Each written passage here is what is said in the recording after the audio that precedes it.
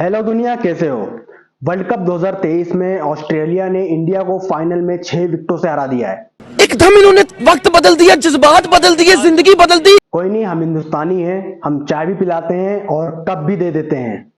ये बड़ी अच्छी बात कही आप। अब सवाल ये उठ रहा है कि हार का जिम्मेदार कौन है। सोशल एक्टिविस्ट एमन रिजवी को आप एक बार सुन लीजिए कि उनकी नजर में हार का जिम्मेदार कौन है, फिर मैं अपना ओपिनियन बताऊंगा। अस्सलाम वालेकुम, मैं अमन। इस वक्त उस जगह से जहां से हम लोग इंडिया का लाइव देख रहे थे और हमें पूरी उम्मीद थी कि ये लाइव हम देखने के बाद शायद पटाखे फोड़ रहे होंगे, खुशियों से सेलिब्रेशन मना रहे होंगे, हमारा भारत जीत जाएगा। और हमारा भारत जीत रहा था और हमारा भारत लगातार जीतता रहा था। आज जैसे आप जानते हैं कि क्रिकेट वर्ल्ड कप का फाइनल गुजरात में था। तमाम मैचेस ज़बरदस्त चल रहे थे। हमने जिस तरह पाकिस्तान को धूल चटाई, हमने जिस तरह पाकिस्तान के मैच में एक रिकॉर्ड तोड़ कामयाबी करी, जिस तरह हमने सेमीफाइनल में धूल चटाई न्यूजीलैंड को, वो तमाम चीज़ें ऐसी थी कि सब जगह नज़र आ रहा था कि हम बहुत ज़्यादा कामयाबी की तरफ जा रहे थे। और आज का जो मैच है वो शुरू में हमारी पकड़ में था। बेशक हम टॉस हार गए थे। मैंने आपको पहले ही बताया था कि 1983 में जब कपिल देव थे, उनके नेतृत्व में जब हमने पहला वर्ल्ड कप लिया था तो हम टॉस हारे थे। उसके बाद हिंदुस्तान की झोली में पहला वर्ल्ड कप कपिल देव ने हमारी झोली में लाकर डाला था। दूसरा वर्ल्ड कप 2011 में हमारे झोली में एक बार फिर MS धोनी ने डाला था और इत्तफाकन हम फिर टॉस हारे थे और हमने सन 2011 का वर्ल्ड कप अपने नाम करा था। और सन 2023 का वर्ल्ड कप जिसमें हिंदुस्तान बहुत जबरदस्त तरीके से प्ले कर रही थी और जिस तरह न्यूजीलैंड को धूल चटाई, पाकिस्तान को क्या जबरदस्त धूल चटाई थी, हमारे मुल्क में बहुत जबरदस्त चल रहा था मैच और हमें पूरी उम्मीद थी कि ये वर्ल्ड कप हम जीतेंगे और बहुत अच्छा परफॉर्म भी कर रहे थे। लेकिन नामालूम ऐसा क्या हुआ कि बाजी हमारे हाथ से फिसलती चली गई और लगातार हम लूज पड़ते चले गए और फाइनल में ऐसा हुआ, आखिर में तो बिल्कुल मैच एक तरफा हो गया। कहने वाले लोग ये भी कह रहे हैं कि आज पनौतियां लग गई हैं, कहने वाले लोग ये भी कह रहे हैं। मेरे साथ कुछ भाई हैं जो हिंदुस्तान की टी-शर्ट पहन के इंडिया को चीयर करने के लिए तैयार थे। मैं तो वीडियो पहले ही मुबारकबाद की बना दी थी कि हमने वर्ल्ड कप जीत लिया है।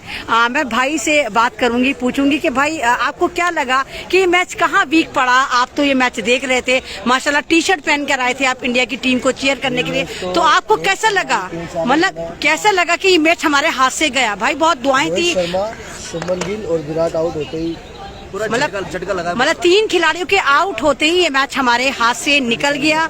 लेकिन बहुत सारी दुआएं थी, 140 करोड़ लोगों की दुआएं थी और 5 साल से जो हम लोग तैयारी करते हैं। देखिए ये साकेत का मॉल है, बहुत बड़ी बड़ी LED लगाई गई थी यहाँ पर आम जनता के लिए, बहुत चेयर करने के लिए हर तरह का सामान मौजूद था। बाकायदा खाने के स्टॉल लगाए गए थे कि जैसे हिंदुस्तान की टीम जीतती है तो उस वक्त सब चेयर करेंगे। लेकिन नामालूम ऐसा क्या हुआ कि ये मैच, जीता हुआ मैच हमारे हाथ से निकल गया। और जनाब ये कोई IPL तो था नहीं कि सब्र आ जाए, 5 साल में वर्ल्ड कप आता है जो तमाम दुनिया के लोग देखते हैं और तमाम दुनिया सेलिब्रेट करती है। लेकिन नामालूम आज ऐसा क्या हुआ, आज ऐसी कौन सी पनौतियां लग गई, आज ऐसा स्टेडियम में क्या था कि पनौती हमारे ऊपर लेकर डूब गई। बहुत सारे मीम वायरल हो रहे हैं, बहुत सारे मीम पहले ही वायरल होने शुरू हो गए थे कि चंद्रयान का रिकॉर्ड है कि जब हमारे पनौती के शहंशाह चंद्रयान में गए थे तो हम चंद्रयान हमारा असफल हो गया था। उसके बाद हमारे पनौती जो है इंटरनेशनल विजिट पे गए थे तो हमारा चंद्रयान कामयाब हो गया था। ऐसे ही आज जिस तरह कहते हैं कि पनौतियों के सरदार स्टेडियम में बैठे थे तो शायद कहीं ना कहीं हमारी टीम का मनोबल जो था वो डाउन हो गया था। देश के प्रधानमंत्री और बहुत बड़ी बड़ी शख्सियतें वहाँ पर पनौतियां लेकर बैठी हुई थी और शायद यही वजह आज हम हार गए। आज हम फिर शायद 5 साल बाद फिर हम कोशिश करेंगे जीतने की। लेकिन ये बहुत बड़ा अपने अंदर एक कामयाबी होती है कि आप फाइनल तक पहुँचते हैं और भारत फाइनल तक अपने बलबूते पर पहुंचा था। मैंने आपको दिखाया था कि जब वर्ल्ड कप का फाइनल हुआ था, मैंने वर्ल्ड कप के फाइनल में भी आपको लाइव करके दिखाया था। सॉरी, वर्ल्ड कप में जब हमने पाकिस्तान को धूल चटाई थी, हमने जब भी आपको लाइव करके दिखाया था कि देखो हमने पाकिस्तान को कैसे धूल चटाई है, पाकिस्तान को किस तरह हमने हराया था, कितने घुटनों पे लाकर हमने तोड़ा था। जब इंडिया पाकिस्तान का मैच हुआ था सेमीफाइनल में, जिस तरह हमने न्यूजीलैंड को हराया था, न्यूजीलैंड पे कामयाबी के साथ फतह दर्ज कराई थी, तो हमें पूरी उम्मीद थी कि फाइनल हमने जीतना है, वर्ल्ड कप हमारी झोली में आना। जीतता हुआ मैच हमारे हाथ से गया, नहीं समझ में आया कि ऐसा हमारे साथ ऐसा क्या हुआ कि हमारा जीता हुआ मैच हमारे हाथ से चला गया।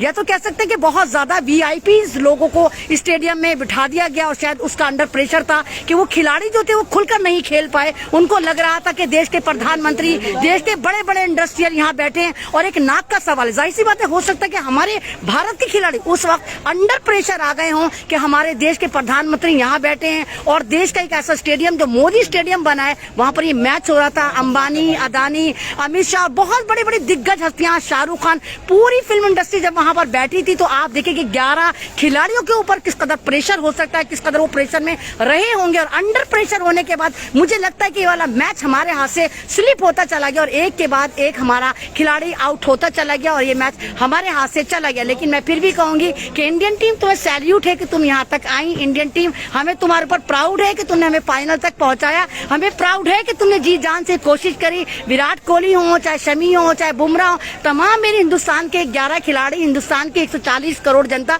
तुम्हारे साथ है। और ये मैच है, कोई बात नहीं, आज हम हारे हैं, हमें उम्मीद है कि 5 साल बाद जीत हमारी होनी है। आप टेंशन ना ले, लेकिन हाँ अफसोस होता है कि आपकी जीत और मेहनत, हमारी दुआएं, हम ये मैच नहीं जीत पाए, ये मैच हमारे हाथ से स्लिप हो गया। नहीं तो 5 साल तक ये हमारे नाम रिकॉर्ड लिखा जाता कि हिंदुस्तान तीसरी बार वर्ल्ड कप अपनी झोली में लेकर आया है और हमेशा टॉस हारने के बाद लेकर आया। लेकिन टेंशन लेने की जरूरत है, हिंदुस्तान की जनता आपको अभी भी उतनी ही मोहब्बत करती है और हमने देखा कि आपने कितनी कोशिशें करी, किस तरह आपका मनोबल डाउन हुआ, जिसकी जो भी वजह रही। लेकिन ये मैच हमारे हाथ से निकल गया और ऑस्ट्रेलिया ने लगातार 6ठी बार ये वर्ल्ड कप अपने नाम करा और हिंदुस्तान फाइनल में हार गया।